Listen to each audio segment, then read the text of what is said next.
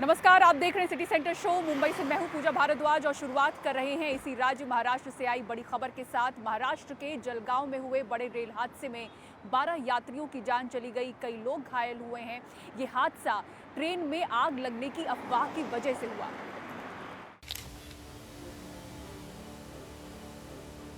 महाराष्ट्र के जलगांव से ट्रेन हादसे की जो पहली तस्वीर आई वो विचलित करने वाली है। तस्वीरें इतनी भयावह हैं कि ना तो हम इन्हें दिखा सकते हैं और ना ही आप इन्हें देख पाएंगे। बुधवार शाम करीब 5 बजे की घटना है। ट्रेन में बैठे यात्री पल भर के अंदर इतनी विभत्स तस्वीरों में बदल गए जिन्हें हम आपको दिखा भी नहीं सकते। हादसा परघाड़े रेलवे स्टेशन के पास हुआ, जो कि पचोरा के पास है। पचोरा मुंबई से करीब 400 किलोमीटर की दूरी पर है। पुष्पक एक्सप्रेस यहां चेन पुल करने के बाद रुकी थी। ट्रेन की चेन इसलिए खींची गई थी क्योंकि चलती ट्रेन में आग की अफवाह उड़ी थी। आग की अफवाह के बाद जैसे ही यात्री ट्रेन से कूदकर बाहर आए, वो दूसरी तरफ से आ रही कर्नाटक एक्सप्रेस की चपेट में आ गए। यानी पुष्पक एक्सप्रेस के यात्री जैसे ही दूसरे ट्रैक पर कूदे, सामने से आ रही कर्नाटक एक्सप्रेस के नीचे आ गए। देखिए, जहाँ पे ये एक्सप्रेस का एक्सीडेंट नहीं है, यहाँ पे एसीपी हुआ था। जो पुष्पक एक्सप्रेस है, जो लखनऊ से छत्रपति शिवाजी महाराज टर्मिनस के लिए आती है, उस गाड़ी में पचोरा स्थानक के दरमियान पास में एसीपी हुआ था। वहाँ पे एसीपी होने के बाद कुछ यात्री जो है वो ट्रेन से नीचे उतरे थे। उसी समय अपोजिट डायरेक्शन से आने वाली जो कर्नाटक एक्सप्रेस है, उस गाड़ी की वजह से कुछ यात्रियों को इंजरी होने की जो घटना है वो हमारे सामने आई है। उन यात्रियों को हम लोग मेडिकल मदद पहुंचाने की प्रयास कर रहे हैं। स्थानिक प्रशासन है, उससे भी मदद ली जा रही है। इस हादसे को लेकर एक सीनियर रेल अधिकारी ने जानकारी दी कि कोच में चिंगारी निकलने से कुछ यात्री घबरा गए थे। हॉट एक्सल या ब्रेक बाइंडिंग से चिंगारी निकली थी। इसके बाद घबराए यात्रियों ने चेन खींच दी थी और चेन खींचते ही ट्रेन से कुछ यात्री कूद पड़े। इसके साथ ही कुछ यात्री कर्नाटक एक्सप्रेस की चपेट में आ गए। जो सूचना प्राप्त हुई उसमें है कि जलगांव से बहुत सारे लोग इस गाड़ी में चढ़े थे और इसमें से किसी ने एसीपी किया पहले ट्रेन में, और एसीपी के बाद वो लोग उतरे हैं और गलत तरीके से पटरी को पार करने की कोशिश कर रहे थे या पटरी पर खड़े थे। उसी के कारण वो लोग चपेट में आए गए हैं रेल के। मेडिकल टीम वहां पहुंच गई है, स्थानीय प्रशासन के लोग भी पहुंच गए हैं और रेलवे के सीनियर सेक्शन इंजीनियर भी घटनास्थल पर पहुंच गए हैं। दूसरे वरिष्ठ डॉक्टरों और एम्बुलेंस की व्यवस्था की गई है और उन सबको स्थानीय चिकित्सालय में और जरूरत पड़ने पर भुसावल के किसी अच्छे हॉस्पिटल में इलाज के लिए आवश्यक निर्देश दिए गए हैं। माझं जिल्हा प्रशासनाशी बोलणं झालंय, पोलीस प्रशासनाशी बोलणं झालं आणि मंत्री महोदयांशी बोलणं झालेलं आहे। ज्यांना जे त्या ठिकाणी मृत आहेत त्यांच्या कुटुंबाला 5 लाख रुपये मदत ही महाराष्ट्र सरकारच्या वतीनं आम्ही देणार आहोत। इस बीच ये खबर भी आ रही है कि जिस जगह पर घटना हुई वहां एक तीखा मोड़ था। इस तीखे मोड़ की वजह से ट्रैक पर मौजूद यात्रियों को पता ही नहीं चला कि दूसरी तरफ से ट्रेन आ रही है। और जलगांव में हमारे सहयोगी नीलेश ने हादसे वाली ट्रेन में सफर कर रहे यात्रियों से बात की। क्या वारदात? विशाल यादव, वारदात ये हुई कि पता ना, ट्रेन रुकने की वजह से जैसे ब्रेक लिए, ब्रेक की वजह से धुआं उठा, उसमें अफवाह फैला दिया कि आग लग गई, आग लग गई। बंदे सारे इधर उधर कूदने लगे।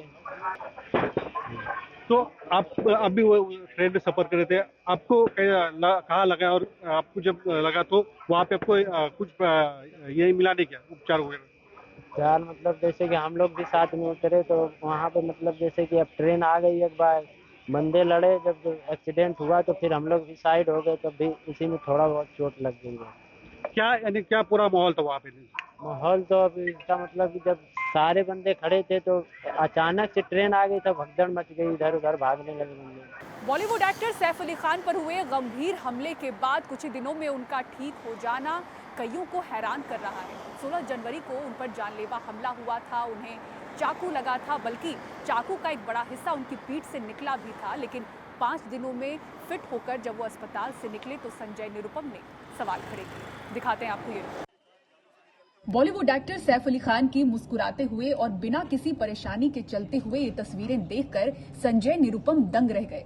अब वो सवाल उठा रहे हैं कि आखिर सैफ इतने कम समय में ठीक कैसे हो गए। सैफ अली खान के पीठ में 2.5 इंच चाकू घुस गया था। फिर ऑटो वाले ने बताया कि वो लहूलुहान अवस्था में स्ट्रेचर पर लाए गए थे।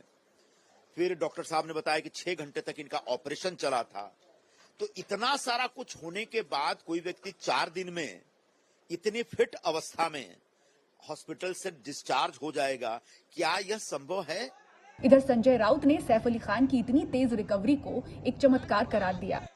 चाकू कितना भी अंदर घुसा हुआ आदमी जिंदा है और अपने पैरों पर चलकर घर जा रहा है। ये हमारी लीलावती अस्पताल के डॉक्टरों की एक चमत्कार किया वो लोगों ने, ऐसा लगता है मुझे। इस बीच आज सैफ अली खान ने अपनी जान बचाने वाले उस ड्राइवर से मुलाकात की जिसने उनकी मुश्किल घड़ी में मदद की थी। यही बात हुई कि आओ, आपका बहुत बहुत धन्यवाद है, शुक्रिया बोले। सब जितना भी परिवार से सबसे मुलाकात हुई, जैसे जो भी थे, उनकी माता जी भी, सब ने बोला कि चलो ठीक, जो भी किया अच्छा ही किया। सैफ अली खान के जल्द ठीक होने से सभी को राहत है, लेकिन नेताओं को इसमें भी अपने मतलब का एक मुद्दा मिल गया है।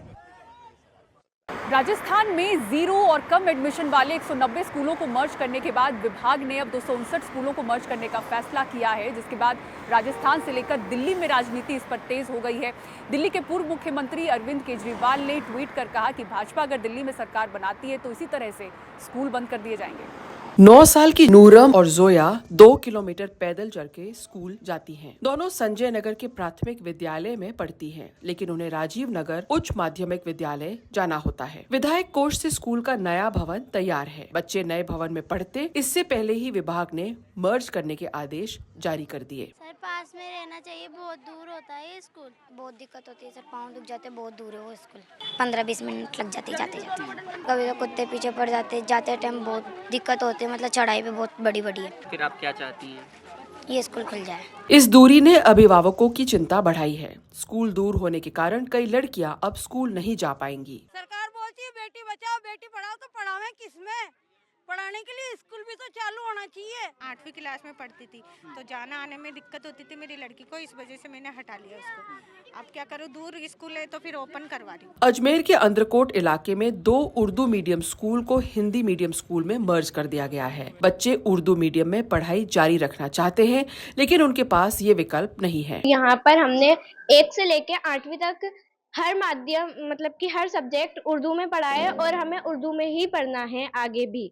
बराए मेहरबानी होगी आप लोगों की कि हमें हिंदी में सर्वे ना करें और हमें उर्दू में ही पढ़ना है। राजस्थान सरकार का ये फैसला दिल्ली में भी मुद्दा बन गया है। अरविंद केजरीवाल ने भाजपा पर निशाना साधते हुए ट्वीट किया। उन्होंने लिखा कि भाजपा आई तो स्कूल बंद कर देगी। हालांकि भाजपा ने संकल्प पत्र में सरकारी संस्थानों में KG से PG तक मुफ्त शिक्षा का वादा किया है। KG से PG तक मुफ्त शिक्षा मिलेगी दिल्ली के जरूरतमंद छात्रों को सरकारी शैक्षिक संस्थानों में। इस सियासी गर्मागर्मी के बीच यह बच्चे नजदीकी स्कूल शुरू होने की उम्मीद कर रहे हैं।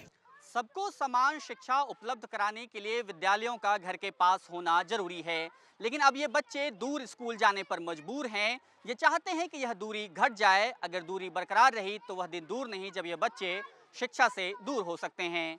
अजमेर से सहयोगी पवन अटारिया के साथ और जयपुर से कैमरा सहयोगी सुशील के साथ सोमू आनंद, NDTV। नई दिल्ली विधानसभा क्षेत्र में 40 नेत्रहीन लड़के लड़कियां पहली बार मतदान करने वाले हैं।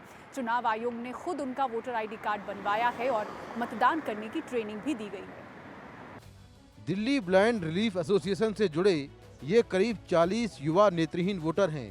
चुनाव आयोग की पहल पर इनके वोटर ID कार्ड बने हैं और अब ये पहली बार दिल्ली विधानसभा चुनाव में अपने मत का इस्तेमाल करेंगे।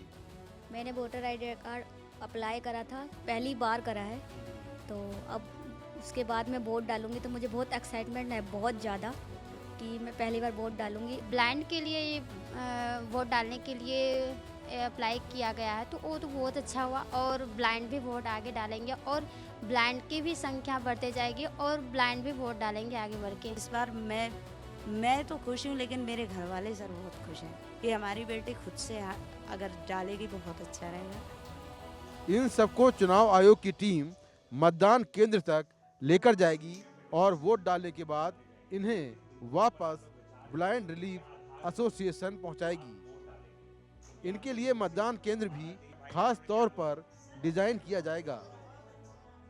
40 ऐसे बच्चे थे जो मिसिंग थे, उन लोगों को हमने इसमें कवर किया और उनके लिए हम लोगों ने EVM का ट्रेनिंग भी कराया। तो जहाँ ये 40-45 बच्चे जाके वोट देंगे अपना पहली बार, उसको हम पूरी तरीके से इनके लिए डिज़ाइन करेंगे। इन युवा वोटरों का कहना है कि उन्हें नेत्रहीन समझकर कोई स्पेशल न समझे।